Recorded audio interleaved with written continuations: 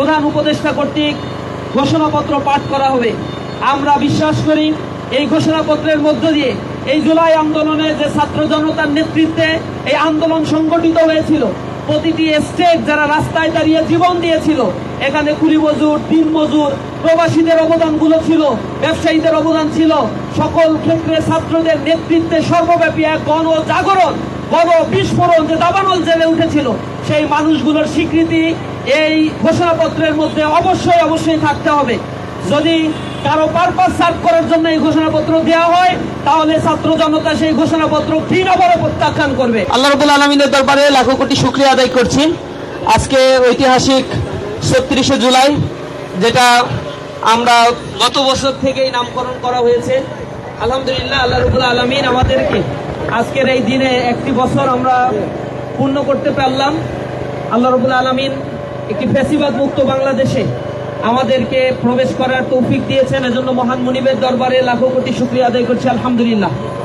প্রিয় উপস্থিতি, আপনারা আজ যে পরিস্থিতিতে এখানে আজকের এই সাইকেল র্যালি বা আজকের এই দিনটি উদযাপন করার জন্য আমরা চিন্তা করছি, ঠিক একটি বছর আগে আজকের এই সকালে এমন একটি শ্বাসরুদ্ধকর অবস্থা আমাদের জন্য ছিল, রাস্তায় নামতে পারবো কিনা, অথবা সেনাবাহিনীর গুলিতে কত মানুষ নিহত হবে সেই চিন্তা, সেই গণনা আমাদের করতে হচ্ছিল।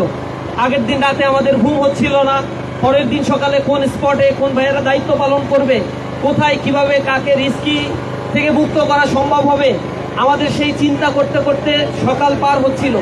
আমরা সকালবেলা তখনও নেটওয়ার্ক ছিল, বিভিন্ন জায়গায় যোগাযোগ করছিলাম, যেহেতু কর্মসূচি 4 তারিখ থেকে 5 তারিখে ঘোষণা করা হয়েছিল, 6 তারিখে ঘোষণা করা হয়েছিল, এবং একদিন এগিয়ে নিয়ে এসে এই 5 তারিখেই ঢাকা ঘেরাও কর্মসূচি দেওয়া হয়েছিল।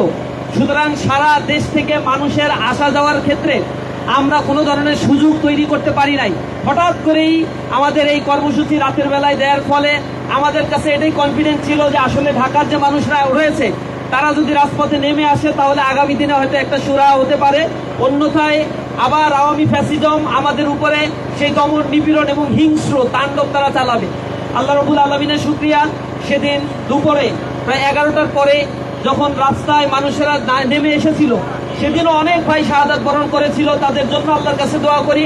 এবং এই রাজপথে সাধারণ মানুষের যে উপচে পড়া ভিড় এবং ফ্যাসিবাদের বিরুদ্ধে তারা সেদিন যে রায় দিয়েছিল, এই বাংলাদেশকে তারা মুক্ত করেছিল, যার বিনিময়ে আজকে একটি মুক্ত বাংলাদেশে বাক স্বাধীনতা নিয়ে সুন্দরভাবে আমরা আমাদের কথাগুলো বলতে পারছি।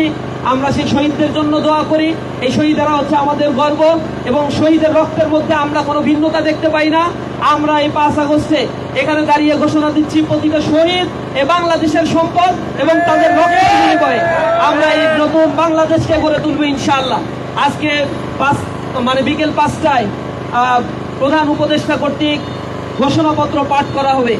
আমরা বিশ্বাস করি এই ঘোষণাপত্রের মধ্য দিয়ে এই জুলাই আন্দোলনে যে ছাত্র জনতার নেতৃত্বে এই আন্দোলন সংগঠিত হয়েছিল, প্রতিটি স্টেট যারা রাস্তায় দাঁড়িয়ে জীবন দিয়েছিল, এখানে কুলি মজুর, দিন মজুর, প্রবাসীদের অবদানগুলো ছিল, ব্যবসায়ীদের অবদান ছিল, সকল ক্ষেত্রে ছাত্রদের নেতৃত্বে সর্বব্যাপী এক গণ জাগরণ, গণ বিস্ফোরণ যে দাবানল জেলে উঠেছিল, সেই মানুষগুলোর স্বীকৃতি এই ঘোষণাপত্রের মধ্যে অবশ্যই অবশ্যই থাকতে হবে।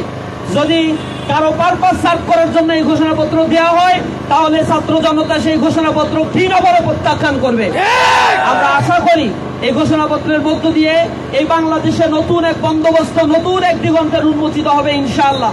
আমরা নতুন ছাত্র সমাজ যারা এখানে রয়েছে, নতুন একটি সমাজ গড়ে তোলার জন্য প্রতিজ্ঞাবদ্ধ হব, এবং সাম্য, মানবিক মর্যাদা, সামাজিক সুবিচার যেন এই বাংলাদেশে প্রতিষ্ঠা হয়।